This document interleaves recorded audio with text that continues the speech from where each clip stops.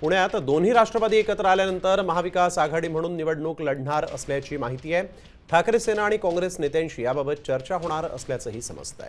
पुण्यात दोन्ही राष्ट्रवादी एकत्र आल्यानंतरच हा निर्णय घेतला जाणार असल्याची माहिती आहे।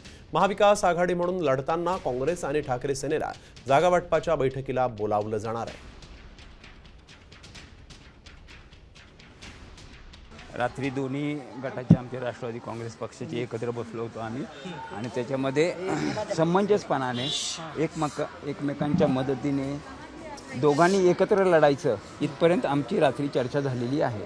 जागा वाटपाच्या बाबतीमध्ये आम्ही दोघेही दोन दोन पावलं मागे सरकायला तयार आहोत अशी चर्चा रात्री झालेली आहे। महाविकास आघाडीमधून चर्चा होत असताना अजित पवारांच्या बरोबर आमच्या स्थानिक पातळीवरच्या असलेल्या लोकांची महाविकास आघाडी म्हणून अजित पवारांनी यावं अशा प्रकारची पण मागणी आहे। त्याच्यावर प्रमोरचा प्रस्ताव कसा येतो आणि मग महाविकास आघाडी आणि अजितदादा गट असा एकत्र येऊन निवडणुकाला जाणार का दोन्ही राष्ट्रवादी एकत्र येऊन आघाडी करून लढणार का, हा विषय हा उद्यापर्यंत आमचा निकालात